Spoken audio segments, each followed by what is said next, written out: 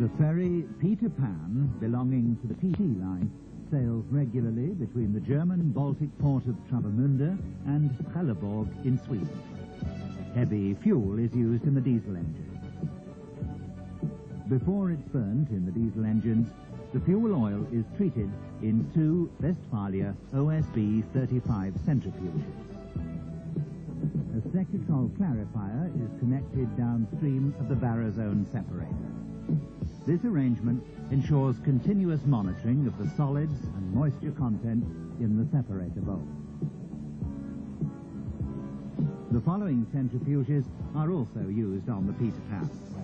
4 OSA 20s for treating the lubricating oil for the main engine, 1 OSA 7 for diesel oil and heavy oil, and 2 OSA 7s for treating the lubricating oil for the auxiliary diesel engine.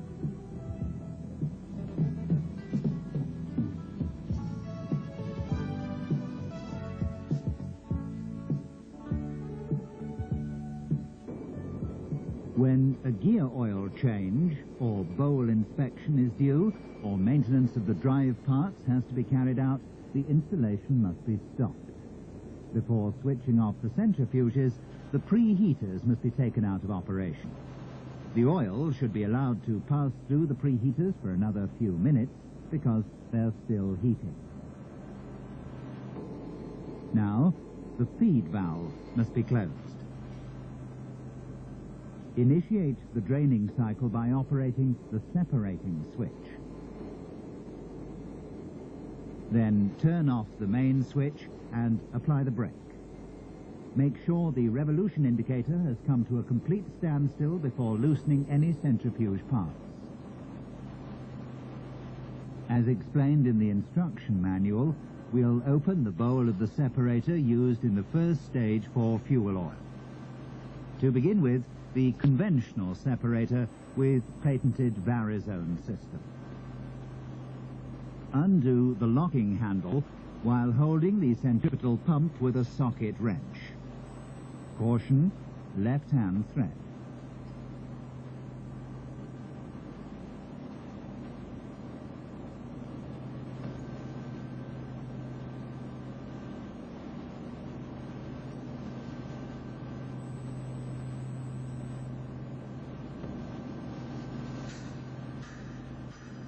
Undo the pump chamber lock ring. Caution, left-hand thread.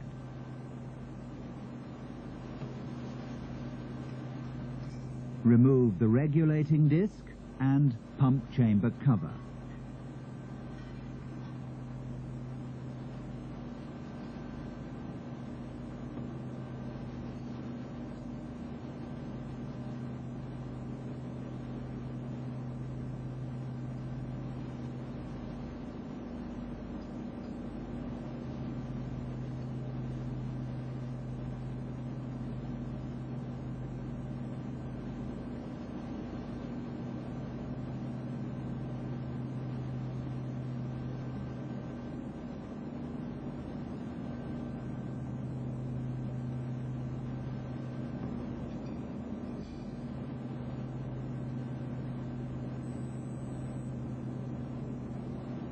With the aid of the disc stack pressing device, the bowl cover can be loosened with a few hefty blows. Caution, left-hand thread.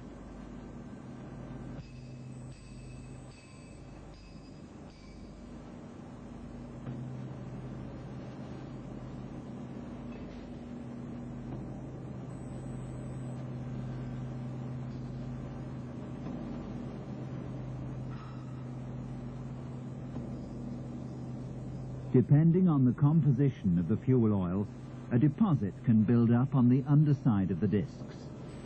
This reduces the separating efficiency of the centrifuge. Therefore, the discs should be checked for dirt during every disassembly. The discs must be cleaned thoroughly but gently. Emery paper should not be used. In the case of chemicals, use only non-corrosive solutions. These can be obtained from the separator manufacturer.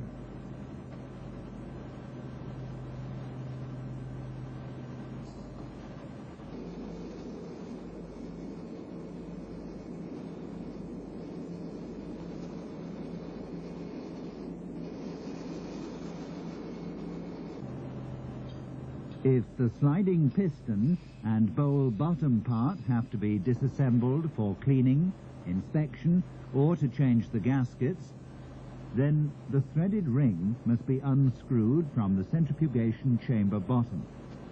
Caution, left-hand thread.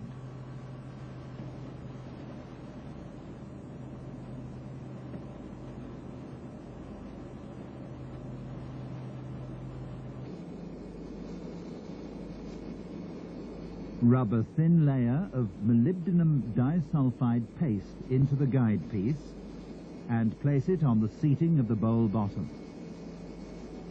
Then position the pressing device over it.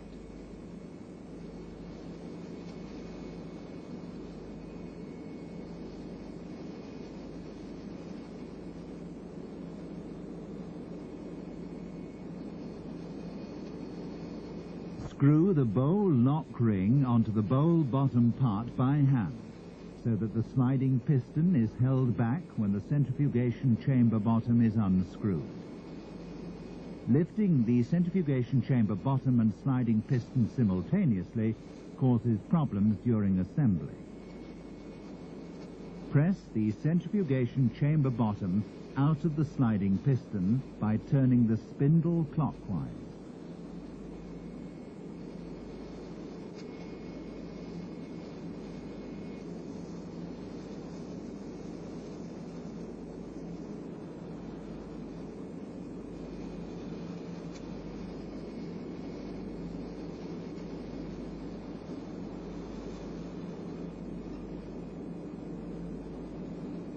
Remove the bowl lock ring again.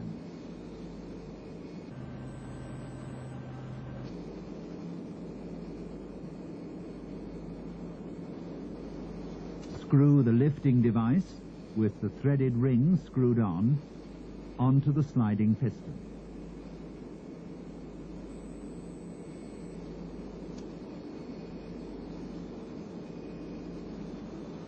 The sliding piston is then pressed off by turning the spindle clockwise.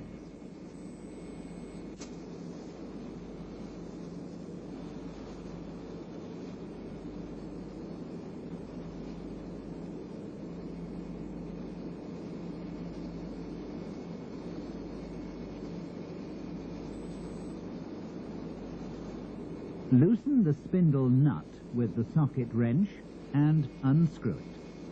Caution, left-hand thread.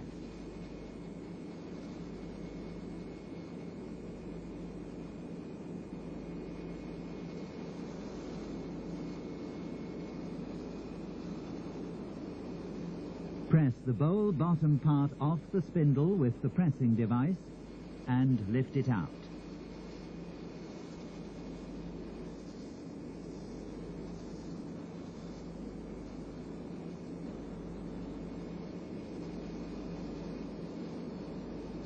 After removing the bowl bottom part, check that all operating water feed and discharge bores are completely clear and free of lime deposits. Pay particular attention to the drain valve on the sliding piston. The protective caps should also be checked. If they show signs of wear, they should be replaced. This last protective cap obviously wasn't checked in time.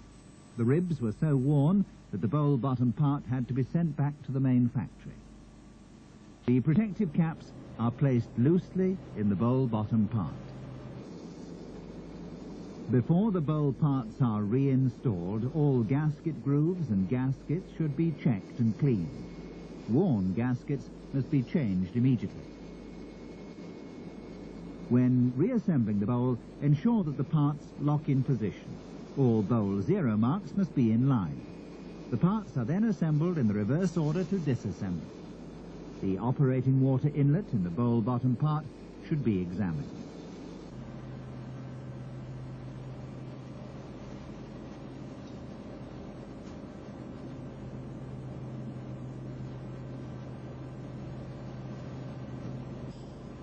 Pay particular attention to the sealing surface on the sliding piston. There should be no erosion marks. The gaskets in the sliding piston should also be checked for wear.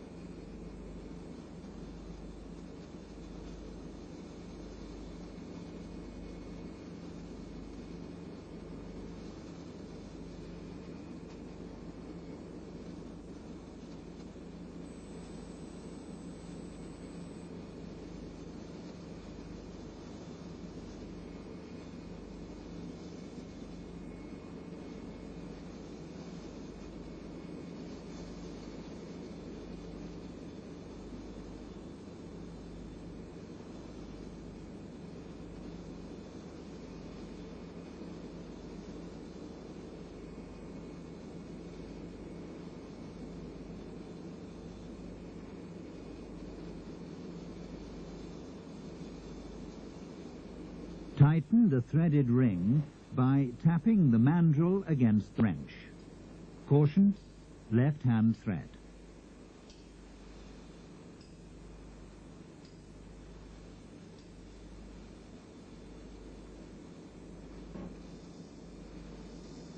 Now place the complete disc set, together with the distributor, in the bowl bottom part.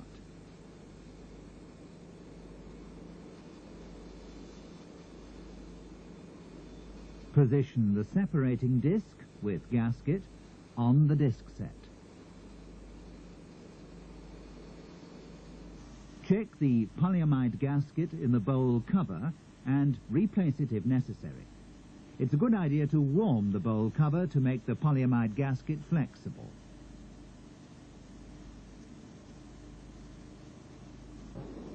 Remove the gasket with a special supplied chisel from the bowl cover groove. When using the chisel, take care not to damage either the bowl cover or the groove.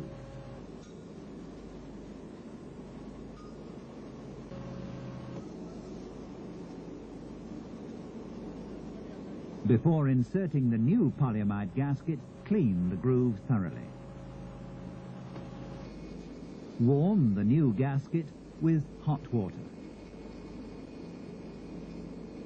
It should then be wiped dry and inserted into the groove, which must also be dry. It's driven into the groove using a piece of hard wood or hard plastic. Follow the directions in the instruction manual.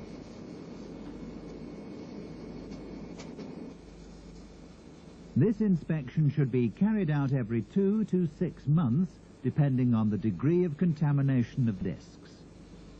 Before the bowl lock ring is screwed on, it should be cleaned thoroughly and greased. Caution, left-hand thread.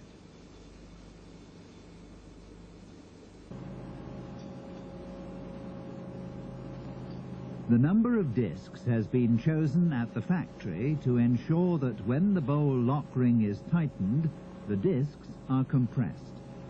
Consequently, it's important that no discs are removed.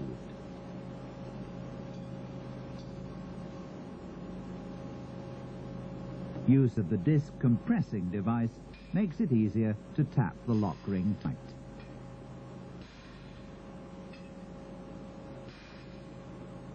The bowl zero marks must all be in line.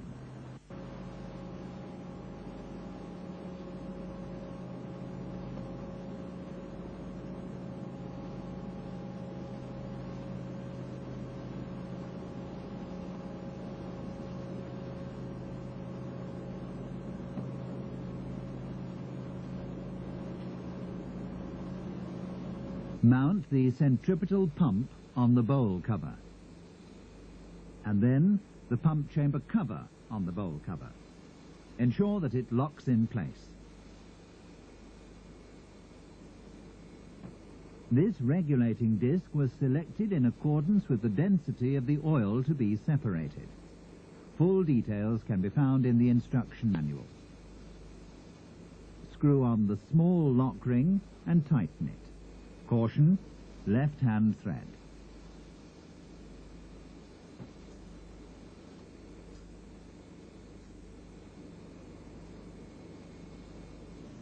After each reassembly of the bowl and gear parts, the bowl height must be checked and, if necessary, readjusted. Details can be found in the instruction manual. After the bowl has been reassembled, release the brake and check that the bowl runs freely.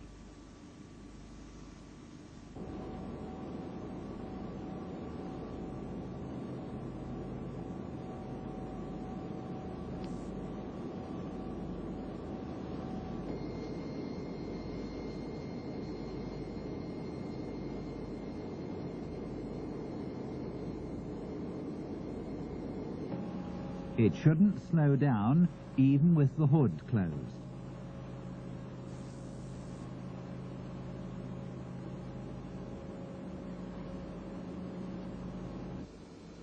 The handle connection piece secures the stationary feed tube to the hood and gives the centripetal pump the required minimum distance from the rotating bowl.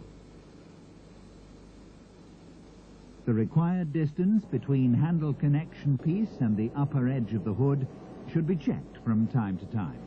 Again, details can be found in the instruction manual.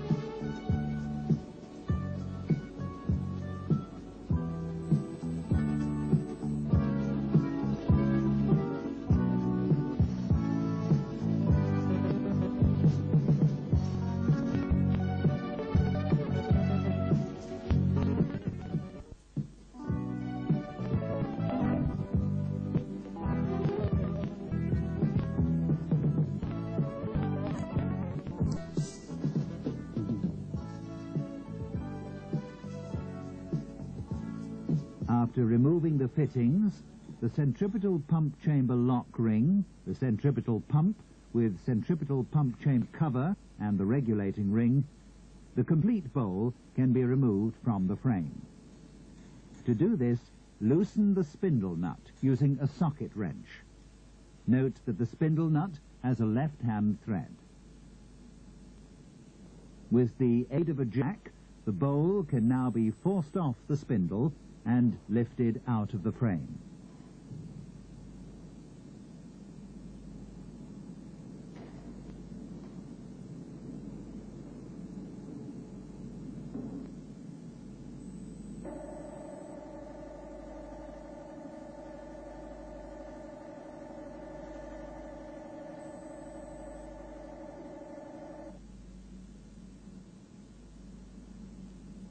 The oil drain screw must then be unscrewed from the frame in order to drain the oil off into a pan.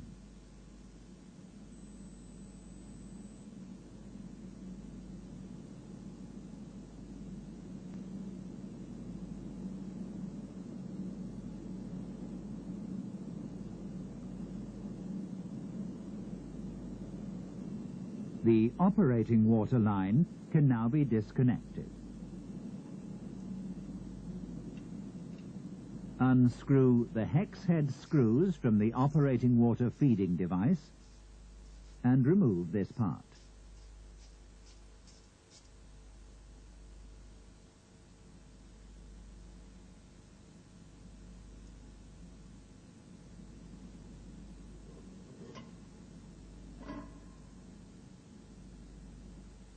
The spindle cap can now be removed from the spindle. Bend back the tab washers on the hex head screws. Unscrew the hex head screws from the neck bearing protection cap.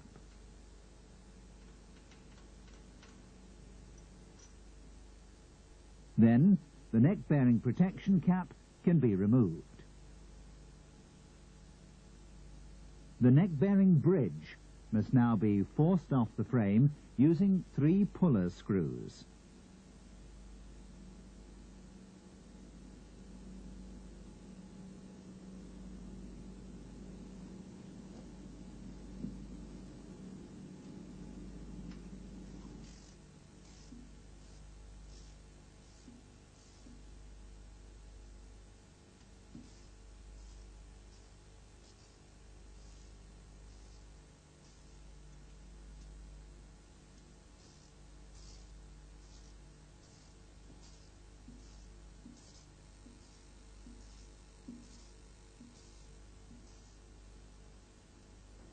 Detach the neck bearing bridge from the ball bearing by lightly hammering on the spindle using a rubber mallet.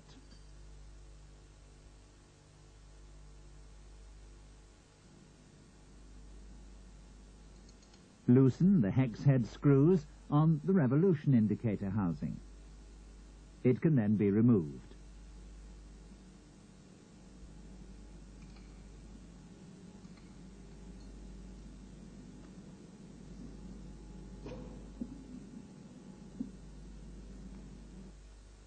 To remove the worm spindle from the OSA 20 separator, first unscrew the hex head screws from the clamp plate of the worm wheel and then force it out of its seating on the worm wheel shaft.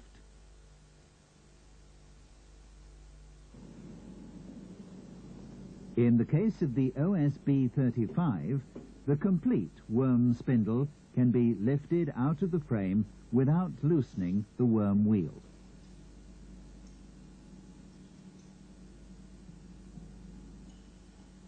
Now the ball bearings can be pulled off. First, pull off the upper bearing from the spindle using a commercially available pulling device.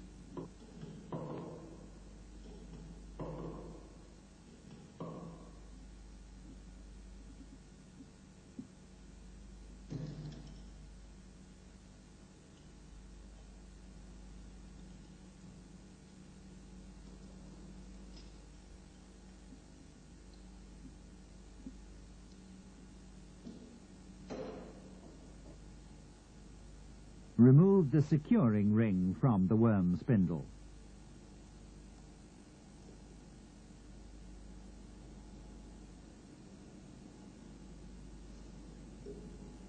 A commercially available pulling device can now be used to remove the complete bottom bearing from the worm spindle.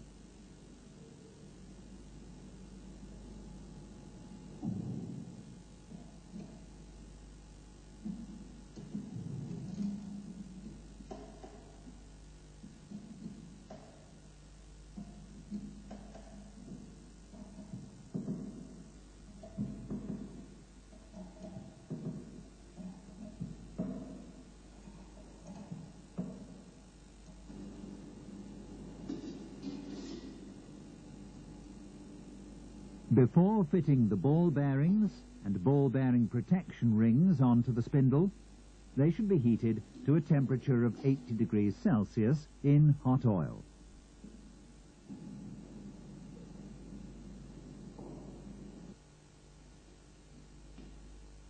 The ball bearing protection ring can now be installed.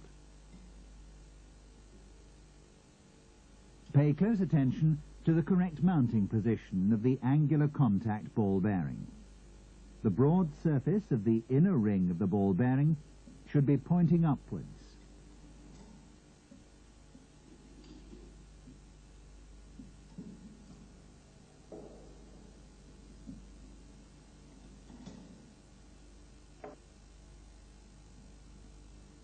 Secure the angular contact ball bearings with the securing ring.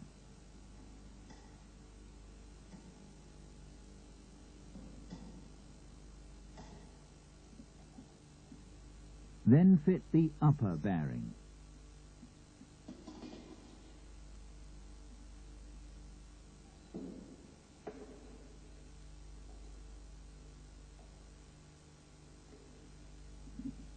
Finally, fit the ball bearing protection ring.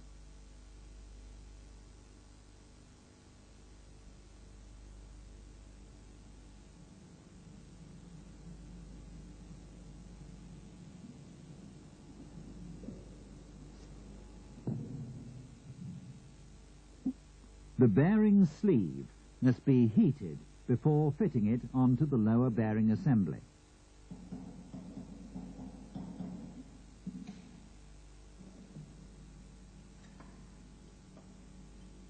Loosen the bottom bearing cap and remove it.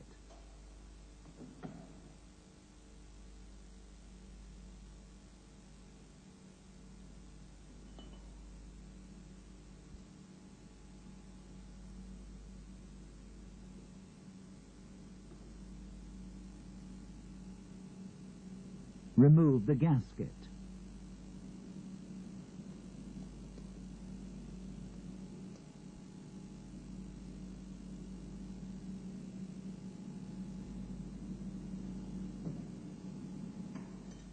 The bottom bearing threaded piece can now be taken out.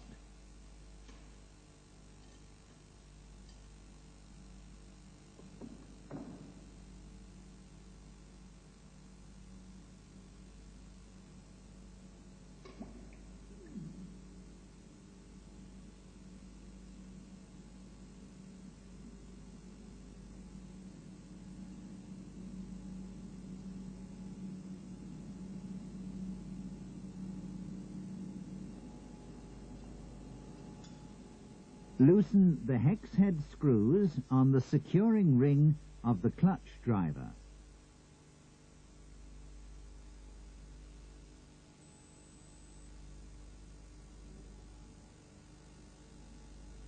And push the ring towards the motor. The clutch shoes can now be taken out of the clutch driver.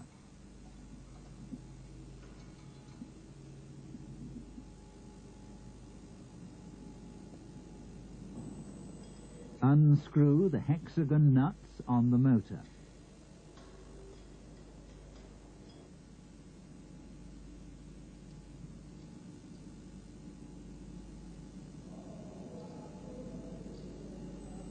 The complete motor can be pulled out of the frame together with the clutch driver. Should the clutch driver need replacing, then the hex head screw must be loosened until it's no longer in the locking position.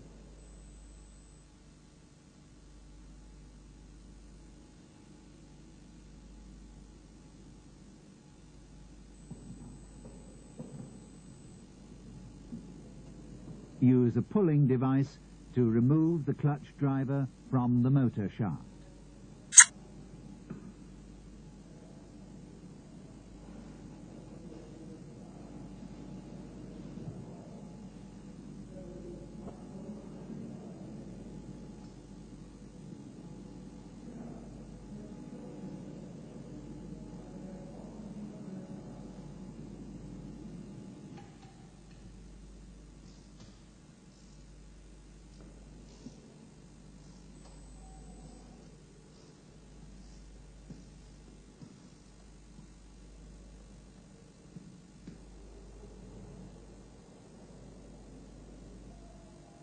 Unscrew the puller screw from the motor shaft. With the aid of an aluminium or brass mandrel, drive the new clutch driver onto the motor shaft. To secure the clutch driver, screw the hex head screw into the motor shaft.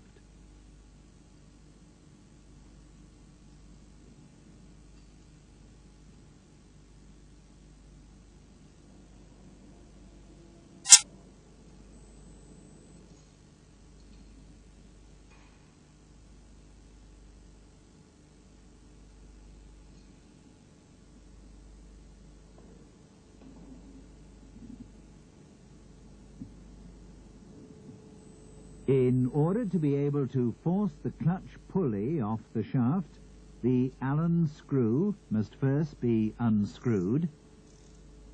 and the centering ring removed.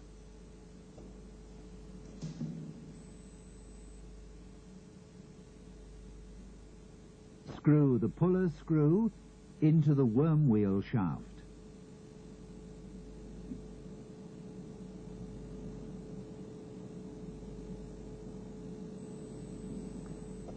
Now screw the pulling device to the clutch pulley in order to pull the latter off the worm wheel shaft.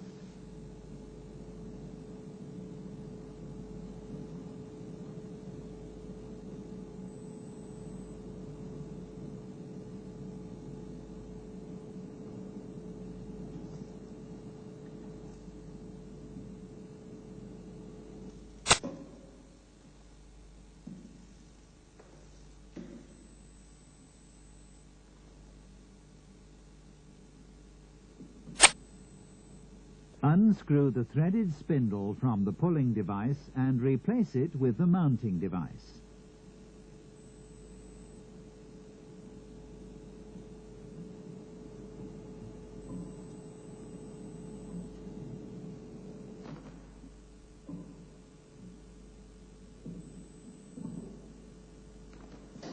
Use a hoist to carefully lift the clutch pulley out of the frame.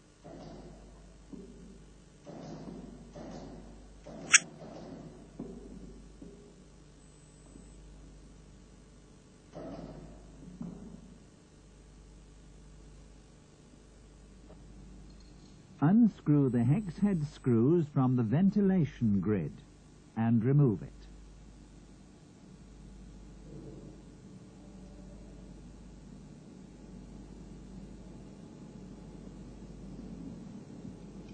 The hex head screw on the fan wheel can now be unscrewed.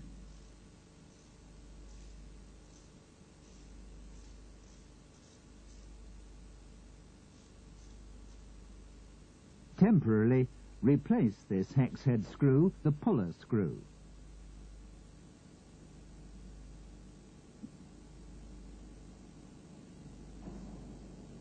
Using a commercially available pulling device, withdraw the fan wheel from the shaft.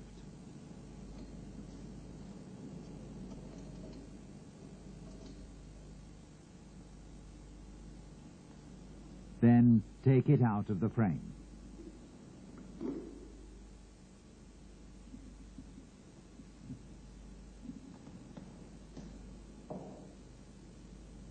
Remove the puller screw. Loosen the hex head screws on the small bearing cover.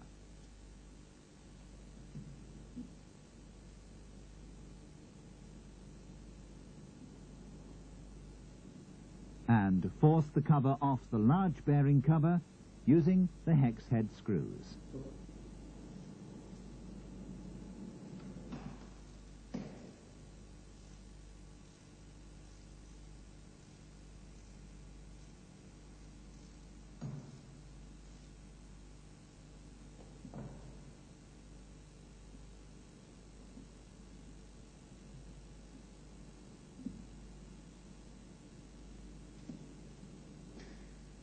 Loosen the hex head screws on the large bearing cover.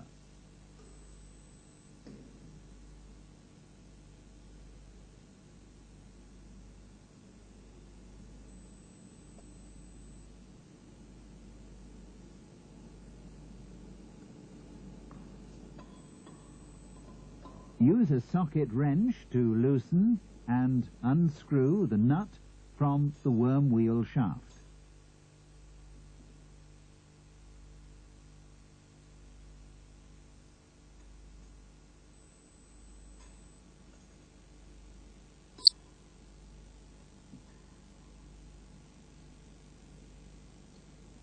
The large bearing cover can now be forced out of its seating by means of 3 puller screws.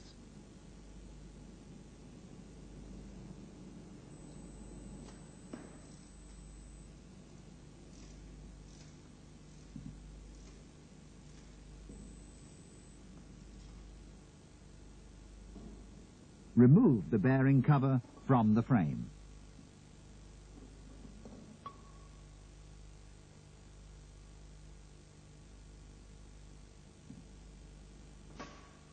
Now, with a few heavy blows, drive out the worm wheel shaft towards the fan side.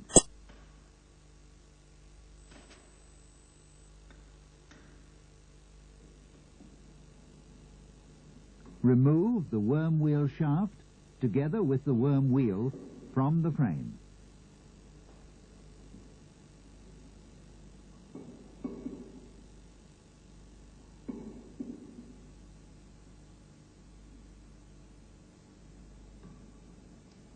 Unscrew the hex head screws from the clamp plate of the worm wheel.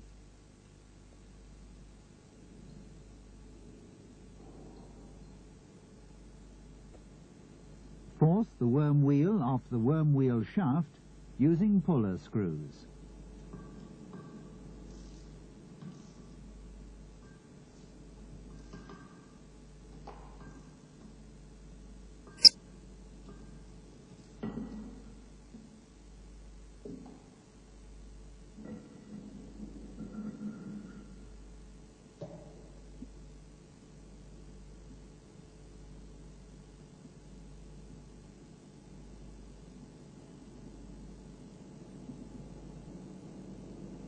To install the gear, proceed in the reverse order, paying attention to the following points.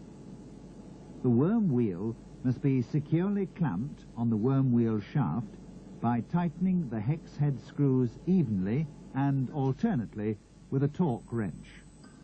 Torque, 44 Newton meters.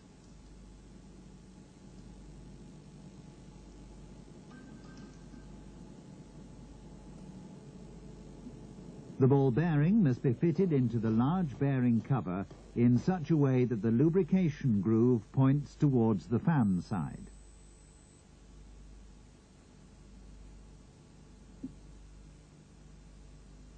Fasten the clutch pulley on the worm wheel shaft. Hold the shaft with a wrench. The Allen screw on the clutch pulley can now be tightened with a torque of 150 Newton meters.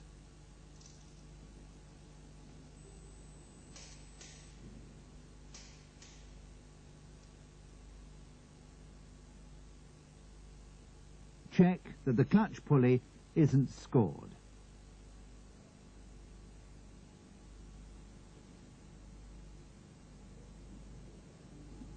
The clutch shoes should be examined before being reinstalled. They should be inserted at regular intervals into the clutch driver in such a way that they'll be pushed and not pulled by the driver. Make sure that the shoes have a slack fit in the slits of the clutch driver. Check the brake linings as well. When installing the worm spindle, make sure that it's properly located. On the OSA 20, the worm wheel must be fastened on the worm wheel shaft after installing the worm spindle.